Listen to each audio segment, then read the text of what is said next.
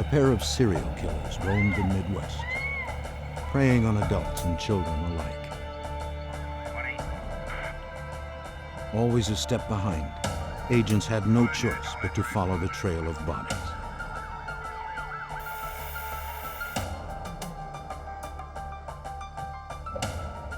As the crime spree raged out of control, pressure mounted to stop these killers.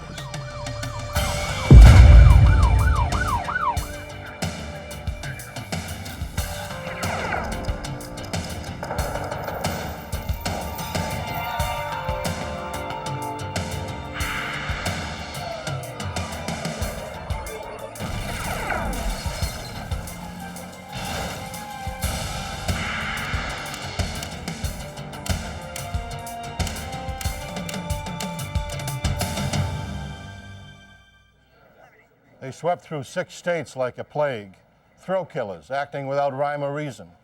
They targeted adults and young girls, kidnapping, murdering, then moving on to kill again. And in their rampage, they left plenty of clues. But moving targets are the hardest to hit. I'm Jim Kallstrom, former head of the FBI's New York office. The hunt was on for these killers with a knack for eluding authorities.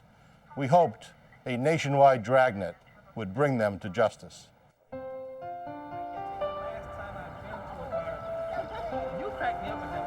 In Kenosha, Wisconsin, a community close to the Illinois border, single mother Juanita Wheat arrived home with her 9-year-old daughter Vernita and their new friend Robert Knight. It was getting late on the evening of May 29, 1984, when they returned from a day of fun at a local carnival. Robert told Juanita that he had a belated Mother's Day present for her at his place just a few blocks away. He asked if Vernita could help him carry it back. He promised it would only take an hour. Reluctant at first, Juanita gave in to her daughter's excited pleas. All right. Be goodbye, baby. All right, we'll be right back. Take care, Mommy. I will.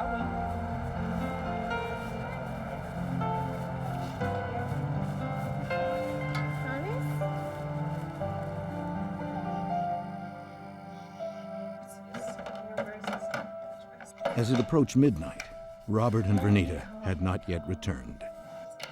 Juanita was anxious about leaving her apartment to look for her daughter. If Vernita arrived to an empty home, the young girl might panic. But the worry became too great. Juanita decided to go and find her daughter.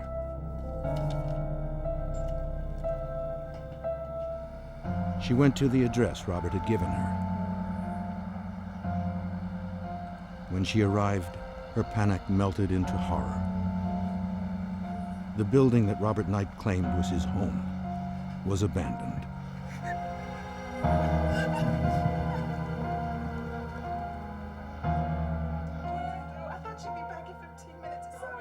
Not knowing where else to turn, Juanita went to her friend Ellen Reeves for help. Concerned for the safety of her friend's daughter, Ellen insisted it was time to contact the police.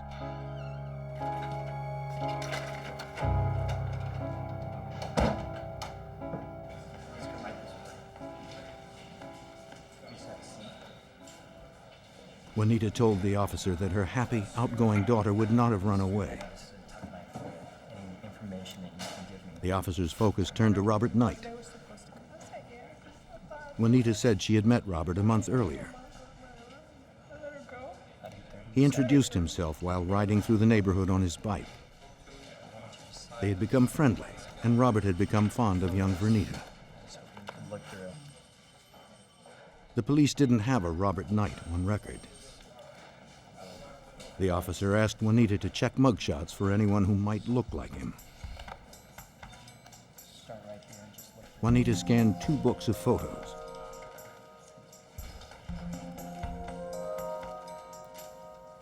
Finally, she pointed to a picture of a man she was sure was Robert Knight.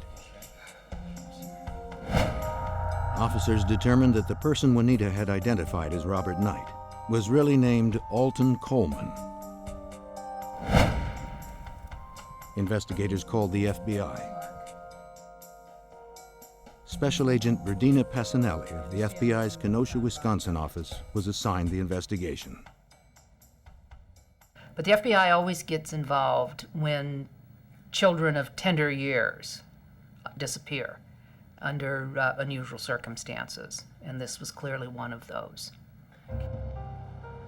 Investigators wasted no time in obtaining a search warrant for Coleman's last known address, his grandmother's house in Waukegan, Illinois, just a few miles across the state line from where the Wheats lived.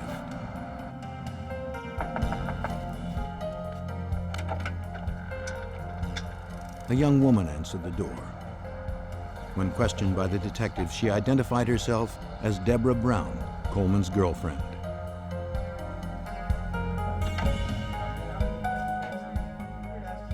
At first, Brown was reluctant to answer any questions about Coleman or his whereabouts. She said she had been living at the residence for a year, providing home care for Coleman's nearly blind grandmother.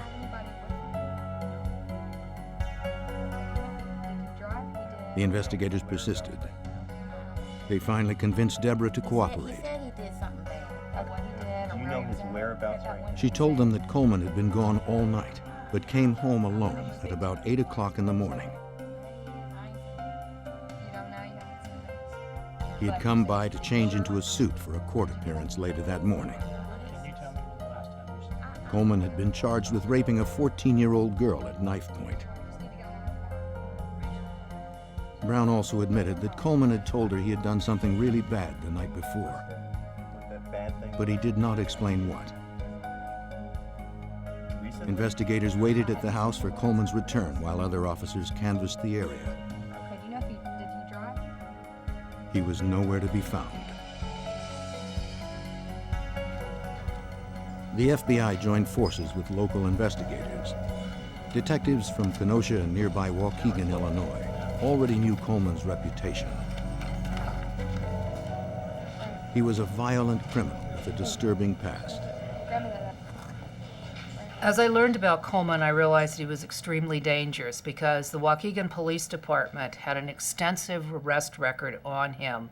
He had been arrested almost 10 years previously for the rape of a 40-year-old woman, and he had a number of other arrests, mostly for assault, for molestation, rape of a child. And as you looked at these cases and you listened to the detectives who were familiar with him, you saw a picture of an increasingly violent person. The task force enlisted every available officer and agent to help in the search for Coleman and Vernita. Well, our strategy that night was to find Alton Coleman. We sat down then at the police department and assembled everything we knew. We came up with information that he a lot of times rode the train, he took taxis because he didn't have a car. What happened then is we split up into teams and went out and started interviewing people. On the streets, investigators talked with drivers at various taxi stands. Everyone was familiar with Alton Coleman. The cabbies agreed that if they saw him, they would notify the police. The task force offered a $5,000 reward for information leading to Coleman's arrest. The promise of a reward caught people's attention, but didn't draw out any useful leads as quickly as the investigators hoped. Investigators feared that time may be running out for Vernita Wheat.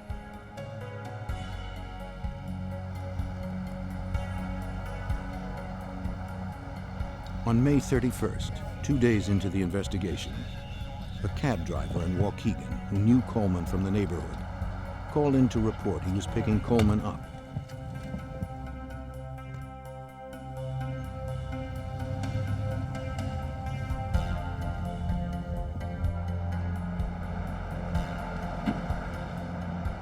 A squad car conducting surveillance in the area responded.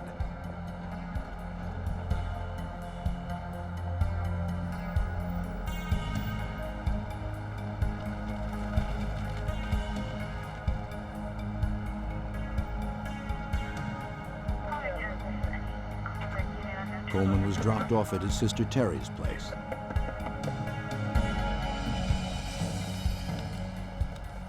He saw the approaching officer and took off. He disappeared into the neighborhood he knew so well.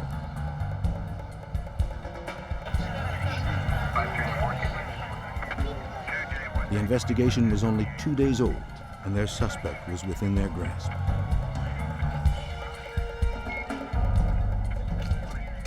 Investigators speculated Coleman was probably hiding out in the abandoned warehouses that ran along Lake Michigan.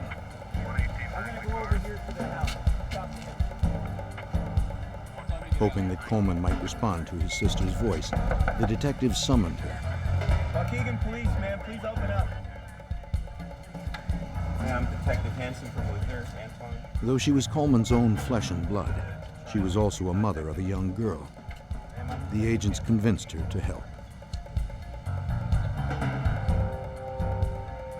Talking to her brother through a bullhorn, she pleaded with him to turn himself in. Alton, you need to come on out and give yourself up. Meanwhile, officers and agents fanned out and searched the area. But even in such a confined space, finding Coleman would not be easy. Lieutenant Mark Hansen of the Waukegan Police Department was the lead investigator for the task force. This area has a lot of abandoned buildings, a lot of abandoned apartment complexes. It's heavily brushed. It was at nighttime, easy to escape in there and not be seen again. This was 1984. We didn't have helicopters with searchlights. We didn't have infrared. We didn't have the resources to fully encircle an area of that size. The search continued through the night. But after 8 hours, it seemed their suspect and their best chance of finding 9-year-old Vernita had slipped through their fingers. Desperate to generate leads, investigators saturated the local media with details surrounding the abduction. TV and newspapers ran photographs of Vernita Wheat, asking anyone with any information to contact the task force. The news spread quickly. Investigators were flooded with sightings of Coleman from the public. Most were dead ends. But one cab driver who saw Vernita's picture on the news contacted the task force. He remembered picking up Coleman and the little girl on the night of her disappearance. He had assumed they were father and daughter. The cab driver dropped them off around midnight near a scrapyard in the industrial section of Waukegan. That one particular night. Where did you take him to? Investigators approached the night manager at the scrapyard. Sir, I'm Detective Hansen, Waukegan Police. Here's my card. This is Agent Showers. He told them that he had in fact seen a man with a young girl on the night in question.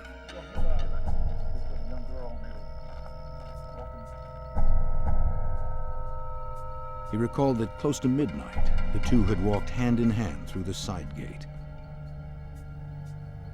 He couldn't really see the man's face, but he did notice that the man had an unusual rolling gait to his walk, a feature that acquaintances of Coleman had described. The night manager identified the little girl as Vernita Wheat. The sighting was enough to allow the FBI to issue a federal warrant for Alton Coleman. He had taken Vernita across state lines. It was also the last time anyone saw Vernita Wheat alive. The task force responded with another massive search. We had about 150 FBI agents and detectives from both Kenosha and Waukegan. We did a methodical search where Coleman was last seen with Vernita. This included using dogs going through the junkyard, house-to-house and abandoned building searches, all in this downtown area, and we found nothing. Investigators knew she was alive at midnight on the evening she disappeared. They also knew that Coleman was alone the next morning at 8 a.m. as he prepared for his court appearance. So total there's The question was, what happened to Vernita during that 8-hour gap? profile from FBI headquarters in Coleman. FBI Special Agent Jeff Showers was on the task force. he struggled to fit the pieces together. How far is he going to travel with this girl? The girl may not even be in Waukegan. She may be in another town.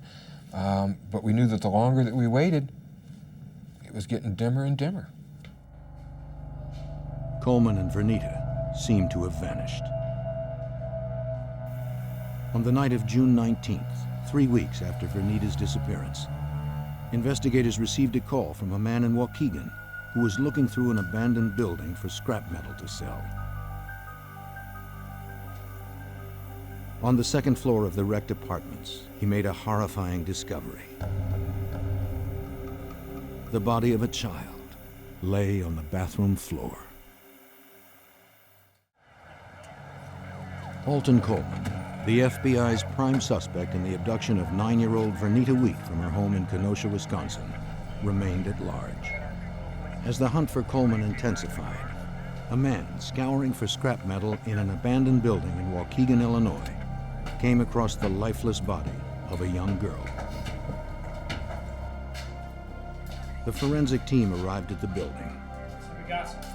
Beneath a blanket, wrapped in a man's corduroy jacket, the investigators found the young girl. Her hands, feet, and neck were bound by a television cable. She was too badly decomposed to confirm her identity. But Special Agent Jeff Showers believed they had found the body of Vernita Wheat. The clothing matched the description that we had from the mother. She was still wearing the barrettes in her hair that matched from what her mother had described her as being last known to be wearing. She was wearing the green nylon jacket. In the pocket of the jacket were carnival tickets, and we knew from an interview of her mother that the night in question, Alton Coleman had taken Vernita Wheat to a carnival. While the investigators suspected the body was Vernita Wheat, it was up to the forensic team to prove that the remains were hers. They also needed to find evidence that could conclusively point to the killer.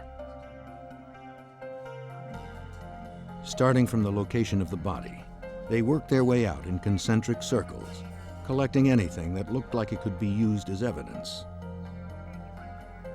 Investigators swabbed walls and door frames in an effort to find prints.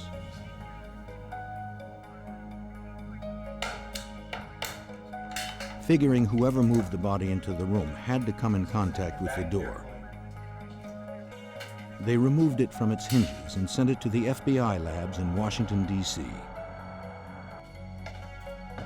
Under the lab's microscopes, FBI examiners discerned a thumbprint on the door. Comparison to samples they had on file were conclusive. The thumbprint came from Alton Coleman.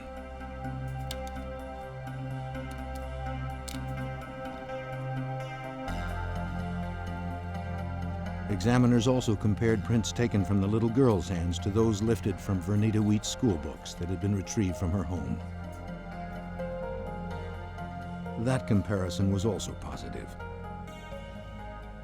The search for Vernita was over. Investigators now had enough evidence to issue another warrant for Alton Coleman. This time, it was for the murder of Vernita Wheat. We knew then that Alton Coleman was responsible for the death of this child. And now we've got not only a kidnapper, but we also have someone who's committed murder. While at the autopsy to determine Vernita Wheat's exact cause of death, a television news broadcast caught the attention of Agent Showers and Detective Hansen. The first news that a little girl had been found murdered in Gary, Indiana. Agent Showers, I think, immediately thought that there could be some connection to Coleman. The report also mentioned something that investigators found disturbing.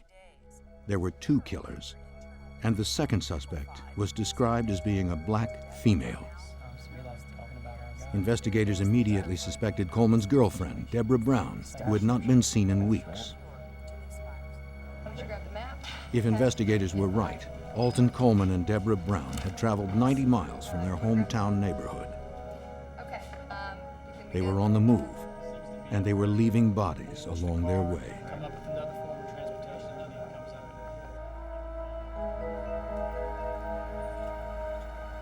At the hospital in Gary, Indiana, local police officers questioned 9-year-old Mary James about the afternoon of June 16th.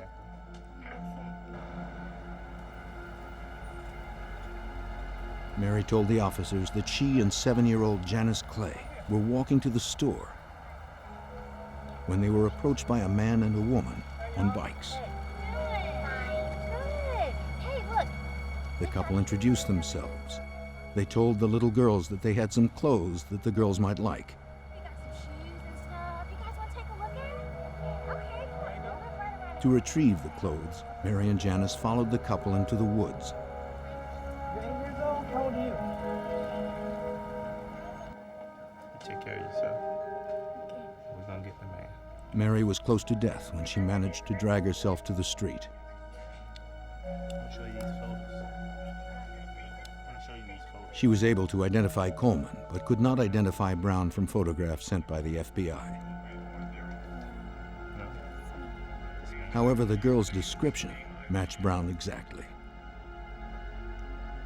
How about this one right here? Now, investigators were dealing with 2 killers. We had looked at Debra Brown up until that point in time as a witness because she had cooperated with us in Waukegan. She had told us about Alton, telling her that he had done something wrong. She showed us the clothes that he had been wearing the night he had come back, when he'd been out all night and when he came back in the morning. So we had looked at her as a witness. We now knew from the investigation in Gary that she was likely assisting him.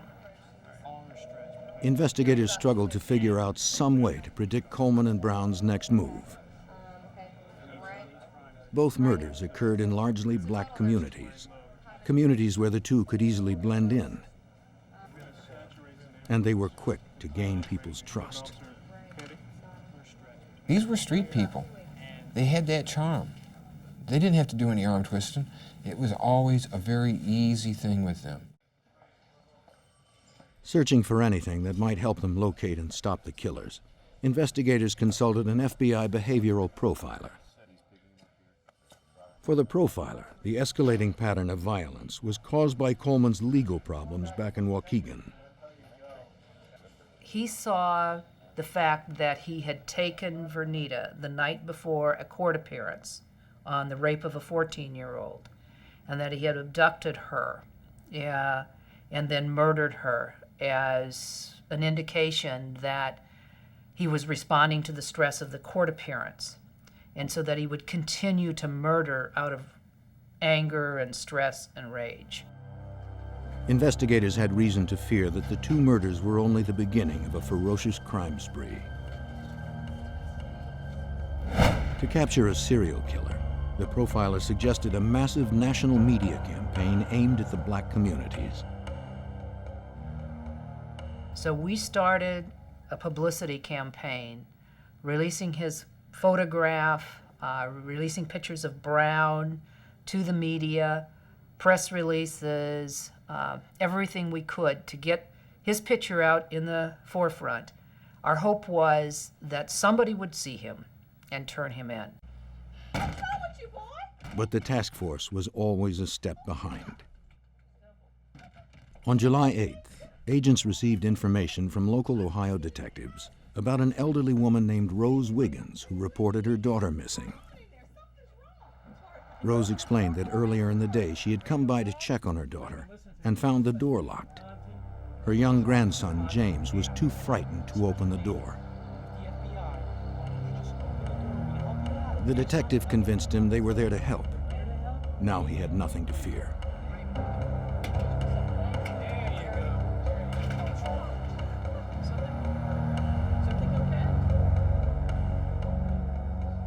Officers immediately started to search the house for the boy's missing mother. While looking, they found 3-year-old Johnny, afraid like his older brother.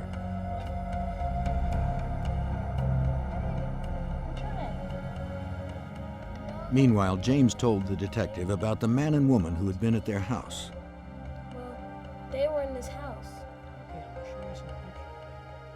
He showed the 8-year-old photos of the suspects, Coleman and Brown. This is the lady, right? James positively identified them as the couple who were there the night before. You're absolutely sure? Okay, Raymond. How you doing? Detective Smith. Searching the house for the boy's mother, the police found blood smeared throughout the kitchen.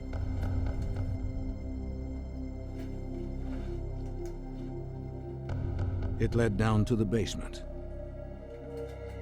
Not knowing who or what awaited them, the investigators followed the grisly trail.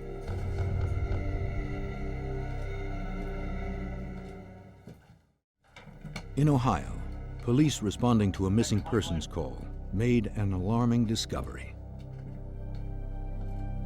The young son of the missing mother had identified fugitives Coleman and Brown as having been in their home. Blood stained the walls. They proceeded cautiously, not knowing if their suspects could still be lurking in the darkened basement.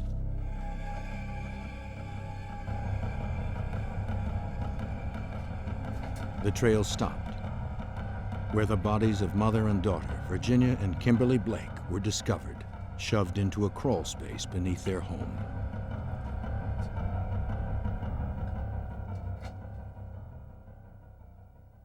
Coleman and Brown. We didn't know where they were, and the violence connected with the murders and the crime scenes was beginning to intensify.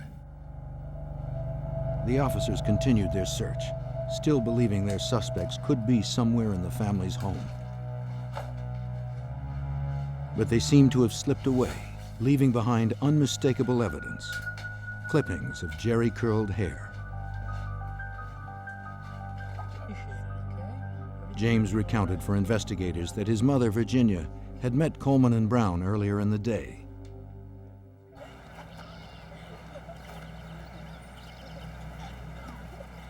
you guys doing? Fun. Hey, we just moved to the area down the street. What's your name? The couple stopped by the house and played with the kids. Yeah, we like live down the street. We're just like riding around. Virginia invited them to stay for dinner. It was just like any other summer evening in the neighborhood. Virginia cooked while the kids hung around and chatted with their new friends. Are you going to go in a ring? Are you going to stay? 8-year-old James saw Coleman take a knife from the counter and slip it into his back pocket. Soup's on, guys. Soup's on.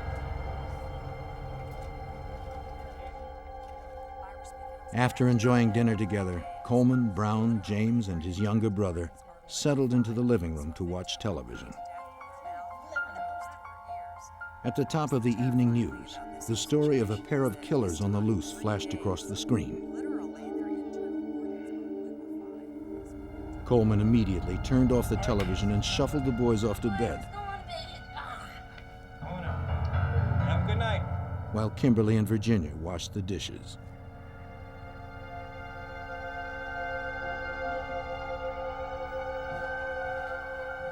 Aware of the growing media attention, Coleman realized he and Debra needed to change their look. He found some scissors and cut off his hair.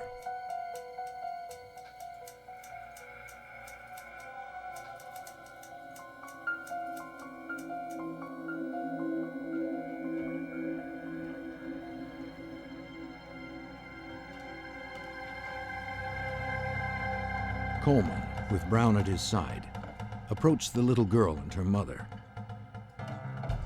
Just upstairs, James and Johnny were asleep.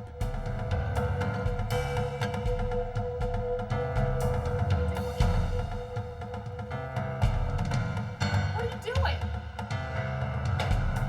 What are you doing? What are you doing?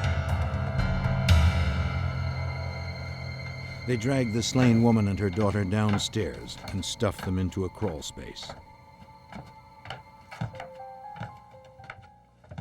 The pressure was mounting. It was becoming increasingly stressful because here we were for the 4th time catching up with him when we found more bodies. Coleman and Brown's MO was designed to catch their victims off guard. Okay, Raymond, nothing's gonna happen. When someone comes up to your house on a bicycle you figure them to be local. If they're walking, you may be a little bit suspicious. But if they're riding a bike, they're from the neighborhood. Your guard is automatically down. News of the murdered mother and daughter horrified the community. The savage nature of the killings caused the FBI to add an 11th position on their 10 most wanted fugitives list. It was a rare occurrence. The number 11 ranking was reserved for particularly vicious killers, a description fitting Coleman and Brown. The magnitude and the importance of it, that, you know, you've already got 10 that are bad, but here's one that's so bad, but we don't have room to put anybody else on. We're going to make an exception and put him on anyway, even though he's number 11. With the national media spotlight focusing on the couple, it would be difficult for them to remain anonymous. And in solving fugitive cases, finding people, there is nothing better than publicity, because all you need is the one phone call from one person saying, I saw this picture and I know it's this individual. Phone calls poured in with more frequency and speed than ever before. Any crime that matched their suspect's MO was funneled back to the task force headquarters. Hopefully, they would be able to get one step ahead of the fugitives. Investigators were sure that Coleman and Brown would tire of a life on the run and return to familiar territory. Agents contacted everyone the two associated with in Waukegan. We would contact them and let them know that we're still looking for them. We would go out and tell them that Alton and Debra had been involved in another murder case, hoping that that would get them a little bit more on our side. On July 13th, local investigators responded to a frantic 911 call from a suburb of Cincinnati, Ohio. Michelle Stone told the officers what had happened that day. They were both young.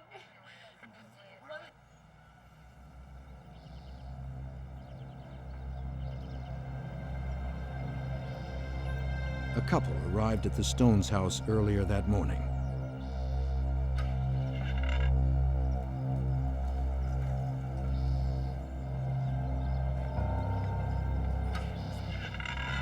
They told Michelle's father, Jack Stone, that they were interested in buying his camper, which was for sale in the driveway.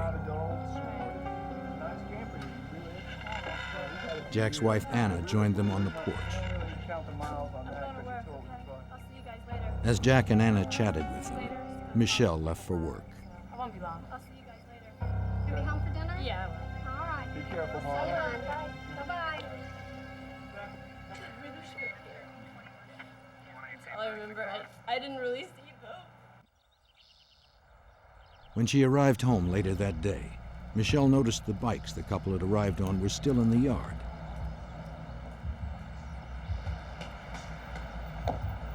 And her father's car was missing.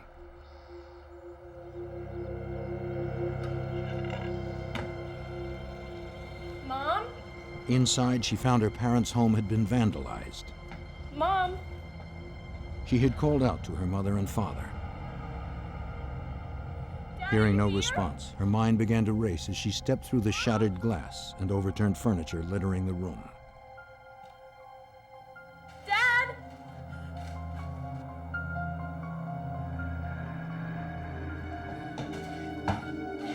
Mom? Dad?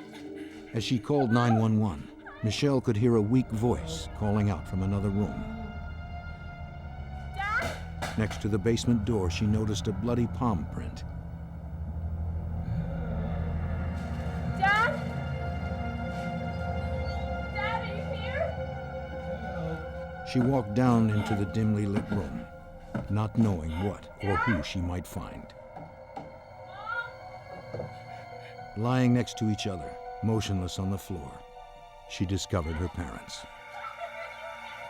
Her father, Jack, was barely alive. As she reached to take her mother's pulse, she lifted the sheet. Her mother, Anna, was dead.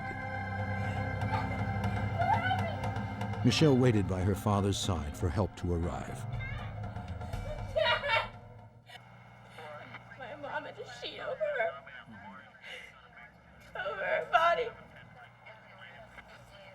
Her parents had been bludgeoned and bound.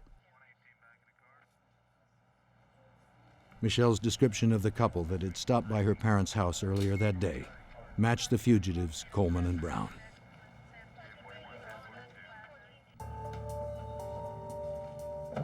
A forensic team went to work collecting evidence.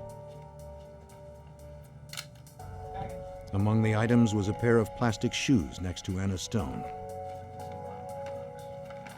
A recent sighting of the suspects included a description of Brown wearing these same shoes.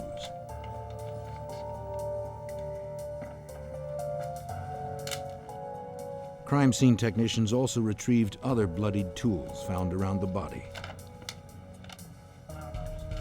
Later, forensics confirmed the crowbar was used to kill Mrs. Stone. Coleman's prints were all over it.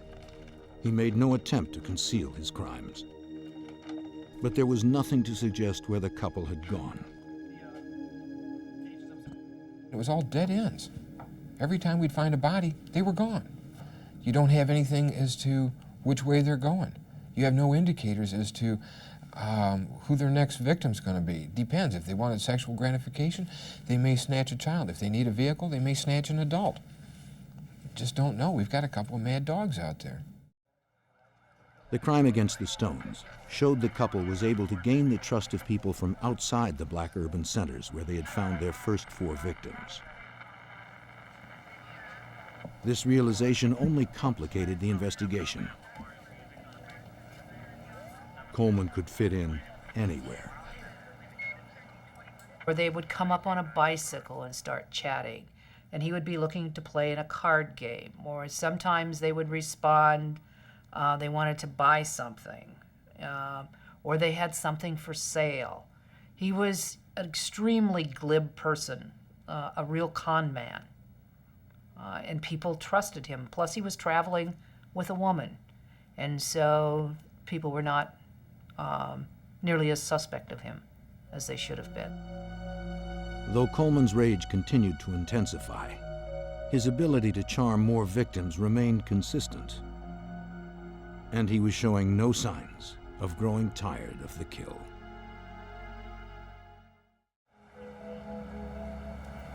A month and a half had passed since Alton Coleman and Debra Brown embarked on a killing spree that had left 5 victims dead.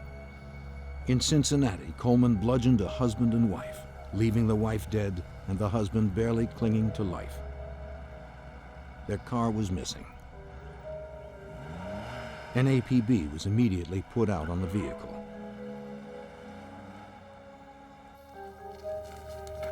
Two days later, a farm worker discovered the abandoned car on his property in Lexington, Kentucky, 105 miles away from the crime in Cincinnati.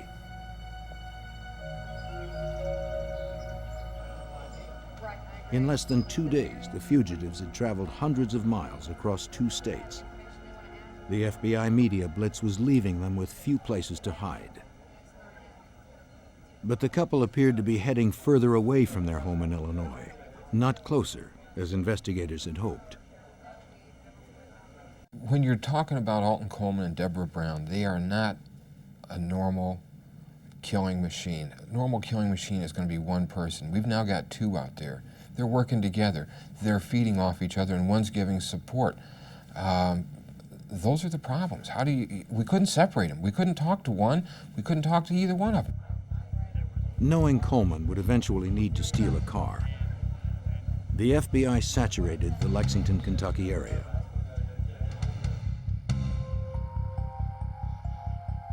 They did not have to wait long for signs that he was still in town. In a hotel parking lot, Professor Oline Carmichael was assaulted and his car stolen. A couple forced him to hand over his cash and car keys.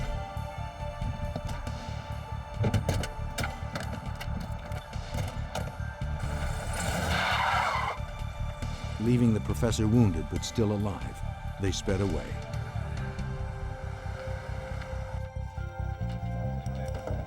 After receiving medical attention, police asked Carmichael to look at mugshots that included the FBI's most wanted fugitives. Without hesitating, he pointed to Coleman and Brown. That's her, without a doubt. Those are the two. The FBI were now only a few hours behind the fugitives. An APB was issued for Carmichael's car.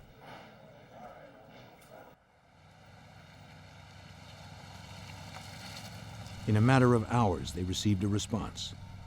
It came from police in an Ohio town close to the Kentucky border. The professor's car was found, abandoned behind some vacant buildings. Coleman and Brown, however, were nowhere in sight.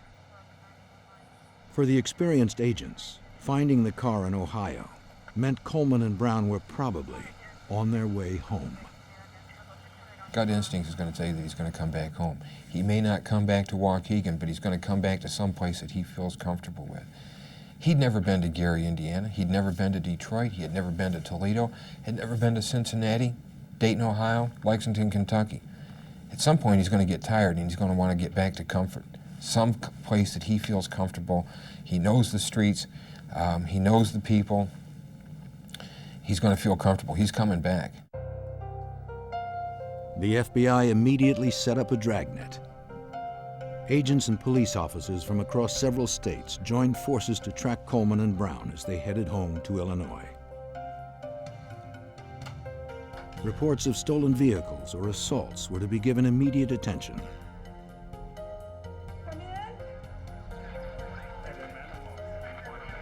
An officer in Dayton, Ohio, responded to a report involving an assault and a stolen car. The call came from an elderly couple, Reverend and Mrs. Gay.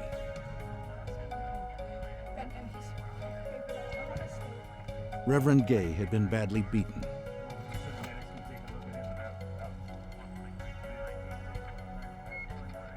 Mrs. Gay told the officer that a young couple who they had met weeks earlier broke into their house. After beating them, the attackers demanded the keys to their station wagon. According to the description, the attackers were Coleman and Brown. New leads were coming in at a furious pace. Coleman and Brown were still just out of reach.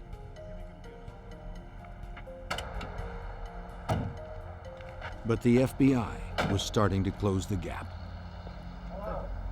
The day after the attack in Ohio, detectives involved in the FBI's dragnet discovered a station wagon that had been abandoned near a car wash in Indiana. It belonged to Reverend Gay.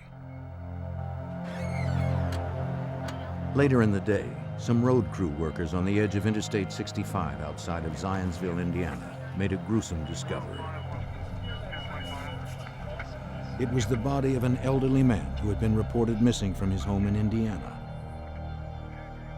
He was found on his 77th birthday.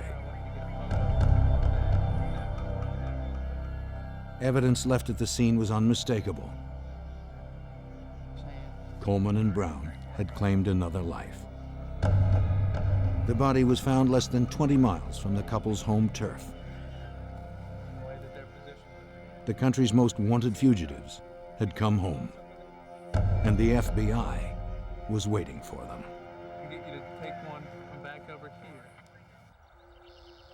For 7 weeks, Coleman and Brown assaulted and killed victims in 6 different states. While investigators worked the crime scenes, scores of local officers and agents organized a dragnet to trap them as they headed back home to Illinois.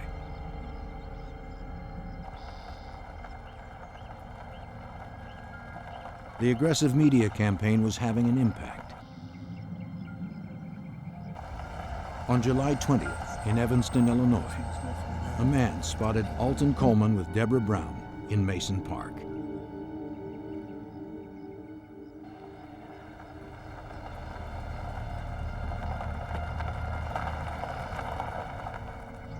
While he waited with the car running, his friend called the police.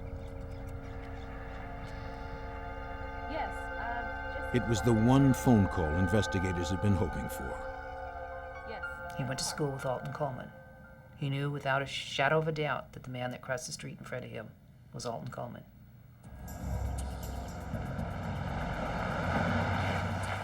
Evanston police responded.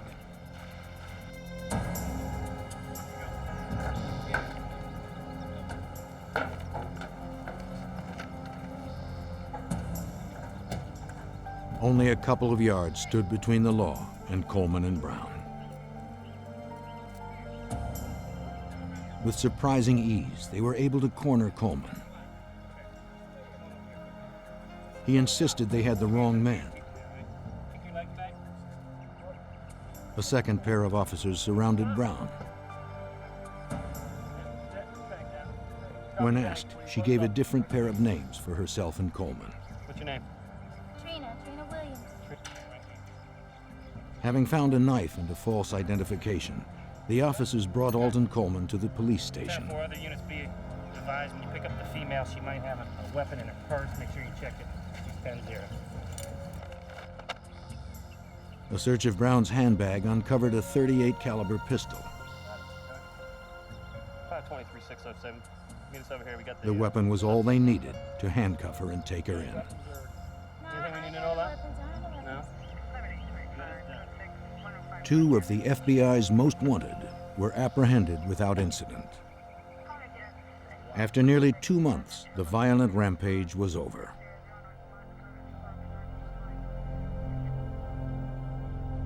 Coleman continued to insist he hadn't been in any of the places where the murders happened. But the forensic evidence collected over the past 7 weeks proved otherwise. Alton Coleman was charged with the federal crime of kidnapping Vernita Wheat, followed by murder charges in 3 other states. Debra Brown was also charged for her role in the murders.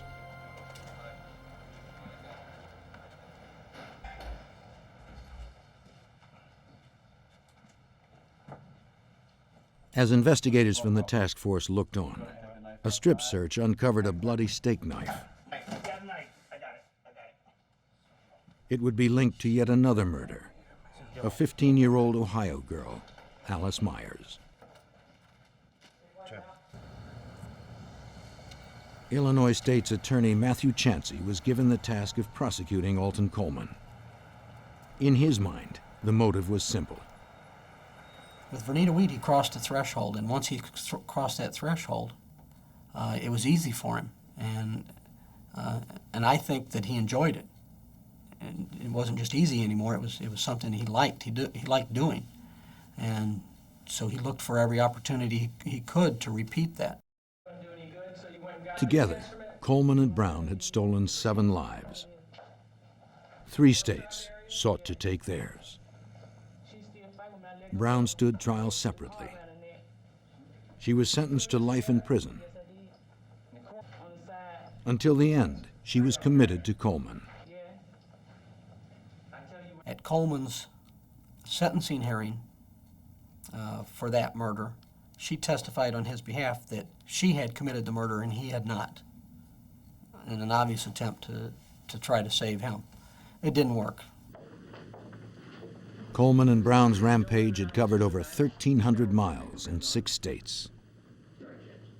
For Special Agent Berdina Passanelli, the intensity of the FBI's hunt prevented more needless murders. Because of the massive investigation that we did and the publicity that we did, that he was caught within 7 weeks of when he started. Had we not done that, had we not gotten on this right away, who knows how long he would have gone on killing people. In the end, Alton Coleman was sentenced to death 4 times. He went to prison in Ohio, where he was executed on April 26, 2002.